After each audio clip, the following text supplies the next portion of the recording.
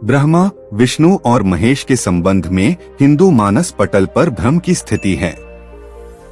वे उनको ही सर्वोत्तम और स्वयंभू मानते हैं, लेकिन क्या यह सच है? क्या ब्रह्मा, विष्णु और महेश का कोई पिता नहीं है?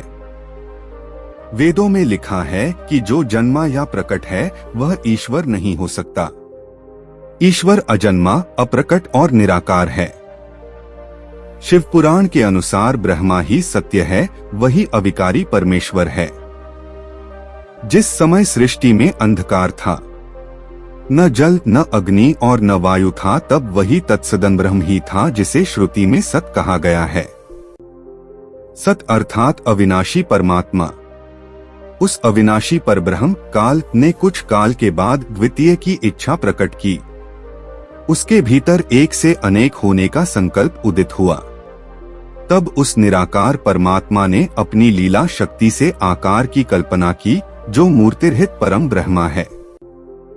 परम ब्रह्मा अर्थात एकाक्षर ब्रा, परम अक्षर ब्रहा। वह परम ब्रह्मा भगवान सदाशिव है। अर्वाचीन और प्राचीन विद्वान उन्हीं को ईश्वर कहते हैं। एकांकी रहकर स्वेच्छा से सभी ओर विहार करने वाले उस सदाशिव ने अपने विग्रह शरीर से शक्ति की सृष्टि की, जो उनके अपने श्रीअंग से कभी अलग होने वाली नहीं थी। सदाशिव की उस पराशक्ति को प्रधान प्रकृति, गुणवती माया, बुद्धि तत्व की जननी तथा विकार रहित बताया गया है। वह शक्ति अंबिका, पार्वती या सती नहीं कही गई है। उसको प्रकृति, सर्वेश्वरी, त्रिदेवजननी, ब्रह्मा, विष्णु और महेश की माता, नित्या और मूल कारण भी कहते हैं।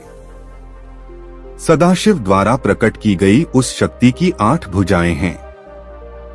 पराशक्ति जगत जननी वह देवी नाना प्रकार की गतियों से संपन्न है और अनेक प्रकार के अस्त्र शक्ति धारण करती हैं। एकाकिनी होने पर भी वह माया शक्ति संयोगवशात अनेक हो जाती है। उस शक्ति की देवी ने ही लक्ष्मी, सावित्री और पार्वती के रूप में जन्म लिया और उसने ब्रह्मा, विष्णु और महेश से विवाह किया था। 3 रूप होकर भी वह अकेली रह गई थी। उस कालरूप सदाशिव की अर्धांगिनी है दुर्गा। उस कालरूपी ब्रह्मा सदाशिव ने एक ही समय शक्ति के साथ शिवलोक नामक क्षेत्र का निर्माण किया था। उस उत्तम क्षेत्र को काशी कहते हैं। वह मोक्ष का स्थान है।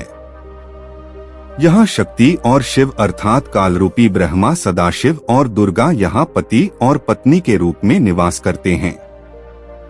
इस मनोरम स्थान काशीपुरी को प्रलयकाल में भी शिव और शिवा ने अपने सान्निध्य से कभी मुक्त नहीं किया था। इस आनंदरूप वन में रमण करते हुए एक समय शिव और शिवा को यह इच्छा उत्पन्न हुई कि किसी दूसरे पुरुष की सृष्टि करनी चाहिए, जिस पर सृष्टि निर्माण, वंशवृद्धि आदि का कार्यभार रखकर हम निर्वाण धारण करें। ऐसा निश्चय करके शक्ति सहित परमेश्वर रूपी शिव ने अपने वामांग पर अमृत मल दिया। फिर वहां से एक पुरुष प्रकट हुआ। शिव ने उस पुरुष से संबोधित होकर कहा, वत्स, व्यापक होने के कारण तुम्हारा नाम विष्णु विख्यात होगा। इस प्रकार विष्णु के माता और पिता कालरूपी सदाशिव और पराशक्ति दुर्गा हैं। शिव पुराण के अनुसार ब्रह्मा जी अपने पुत्र नारद जी से कहते हैं कि विष्णु को उत्पन्न करने के बाद सदाशिव और शक्ति ने पूर्ववत प्रयत्न करके मुझे, ब्रह्मा जी को, अपने दाहिने अंग से उत्पन्न किया और तुरंत ही मुझे विष्णु के नाभि कमल में डाल दिया। इस प्रकार उस कमल से पुत्र के रूप में मुझ हिरण्यगर्भ ब्रह्मा का जन्म हुआ। मैंने, ब्रह्मा, उस कमल के सिवाय दूसरे किसी को अपने शरीर का जनक या पिता नहीं जाना। मैं कौन हूँ, कहाँ से आया हूँ, मेरा क्या कार्य है, मैं किसका पुत्र होकर उत्पन्न हुआ हूँ और किसने इस समय मेरा निर्माण किया है, इस प्रकार मैं संशय में पड़ा हूँ। इस प्रकार ब्रह्मा, विष्णु और रुद्र इन 3 देवताओं में गुण हैं और सदाशिव गुणातीत माने गए हैं। एक बार ब्रह्मा और विष्णु दोनों में सर्वोच्चता को लेकर लड़ाई हो गई, तो बीच में कालरूपी एक स्तंभ आकर खड़ा हो गया।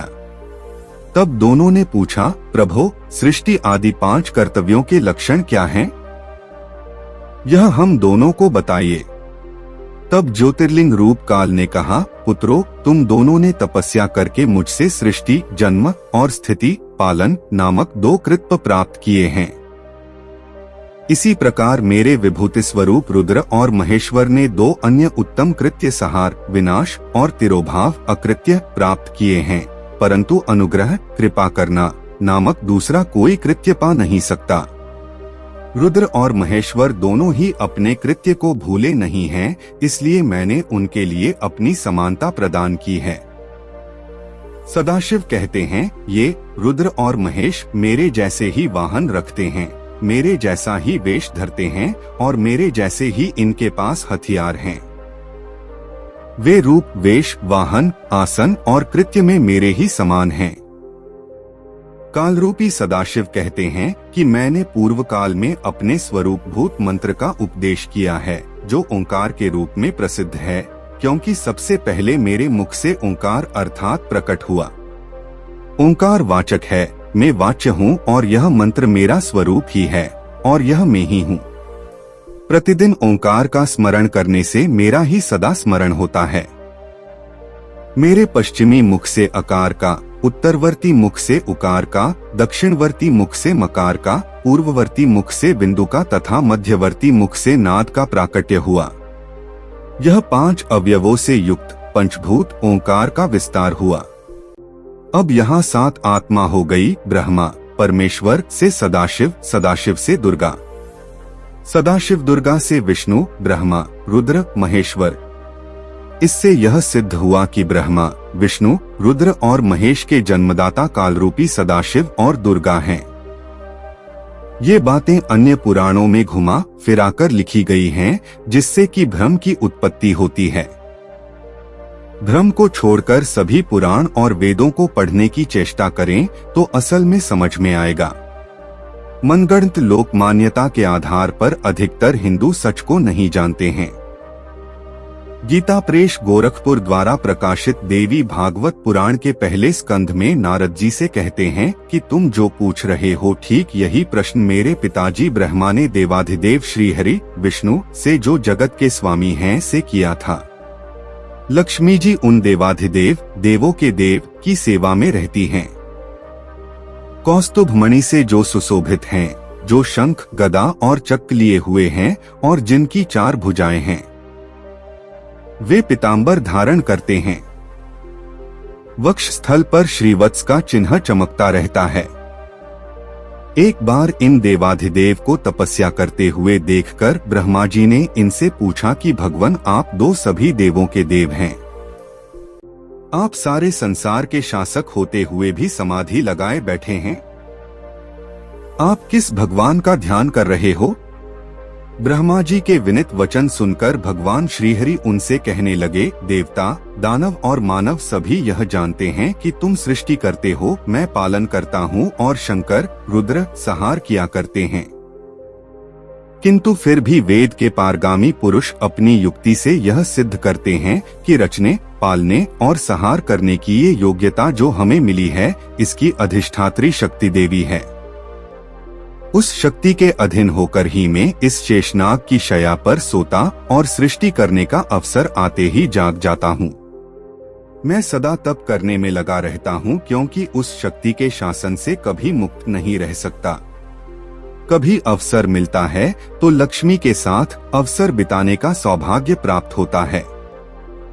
मैं कभी तो दानवों के साथ युद्ध करता रहता हूँ और अखिल जगत को भय पहुँचाने वाले दैत्यों के विकराल शरीर को शांत करना मेरा परम कर्तव्य हो जाता है। मैं सब प्रकार से उन्हीं शक्ति के अधीन रहता हूँ और उन्हीं का कार्य किया करता हूँ। ब्रह्मा जी मेरी जानकारी में उन भगवती शक्ति से बढ़कर दूसरे कोई देवता नहीं। देवी भागवत पुराण में दुर्गा जी कहती हैं कि देवी हिमालय को ज्ञान देते हुए कहती है कि एक सदाशिव ब्रह्मा की साधना करो, जो परम प्रकाश रूप है। वही सबके प्राण और सबकी वाणी है। वही परम तत्व है। उसी अविनाशी तत्व का ध्यान करो। यह ब्रह्मा ओंकार स्वरूप है और वह ब्रह्मलोक में स्थित है। तो मित्रों, कैसी लगी ये कहानी कमेंट करके बताएं। साथ में चैनल को भी सब्सक्राइब करें, लाइक करें तथा अपने मित्रों के साथ शेयर भी करें। धन्यवाद।